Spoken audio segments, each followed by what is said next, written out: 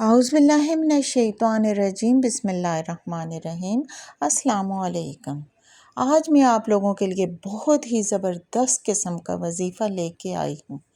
جیسا کہ آپ لوگوں کو پتہ ہے کہ اسماء الحسنی انسانی دلوں پر بہت ہی اثر رکھتے ہیں، اس لیے اگر آپ لوگوں میں ہر دل عزیز بننا چاہتے ہیں تو اللہ تعالیٰ کے نام یا عزیزوں کا زیادہ سے زیادہ کثرت سے ورد کیجئے، چلتے پھرتے پڑھتے رہیے، لوگ آپ کی طرف خود بخود کھنچے چلے آئیں گے۔ سورہ کوثر کا بہت ہی پاورفل وظیفہ، آپ نے یہ وظیفہ صرف 3 دن کرنا ہے۔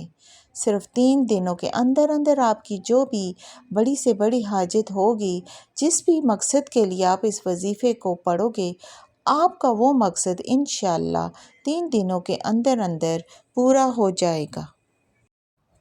آپ بے روزگار ہیں، آپ کو کوئی کام نہیں مل رہا، آپ اس کے لیے بھی یہ وظیفہ کر سکتے ہیں۔ آپ کے دشمن ہیں، ان سے چھٹکارا پانے کے لیے بھی آپ یہ وظیفہ کر سکتے ہیں۔ کسی کے دل میں اپنی محبت پیدا کرنا چاہتے ہیں تو اس عمل کے لیے بھی آپ یہ وظیفہ کر سکتے ہیں۔ آپ کی کوئی بھی حاجت ہو، کوئی بھی مقصد ہو، آپ اس وظیفے کے ذریعے آپ اپنا مقصد پورا کر سکتے ہیں۔ آپ نے صرف 3 دن اس وظیفے کو کرنا ہے اور انشاءاللہ 3 دن کے اندر اندر آپ کا ہر مقصد پورا ہو جائے گا۔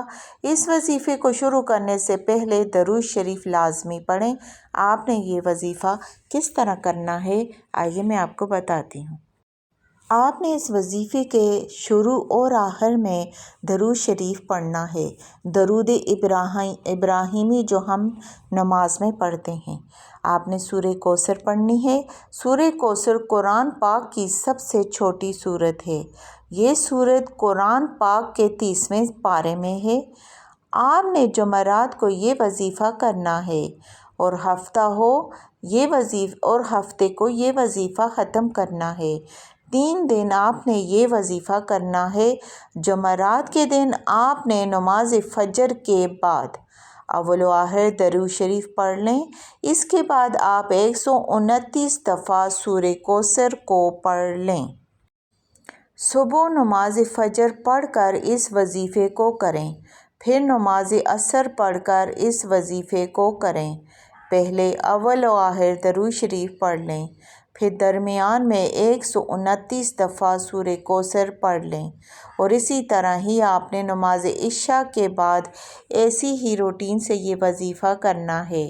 اسی طرح تینوں دن آپ نے یہ وظیفہ کرنا ہے۔ آپ کی کوئی بھی حاجت ہے، کوئی بھی مقصد ہے، اس کو ذہن میں رکھ کے آپ نے یہ وظیفہ کرنا ہے، یعنی تینوں دن آپ نے اسی روٹین سے وظیفہ کرنا ہے۔ وظیفہ کرتے وقت پورا دھیان آپ کا وظیفے پر ہونا چاہیے، دل میں کوئی شک نہیں لے کے آنا، پورا دھیان وظیفے پر رکھ کر آپ نے یہ وظیفہ کرنا ہے۔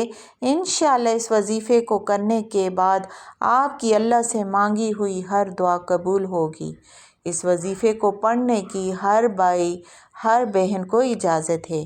اس کو پڑھنے کی کسی سے بھی اجازت لینے کی ضرورت نہیں، اور صدقہ جاریہ سمجھ کر اس وظیفے کو لازمی شیئر کریں۔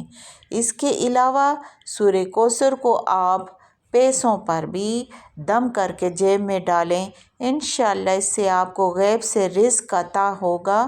اللہ تعالی ہم سب کا حامی و ناصر ہو، آمین ثم آمین۔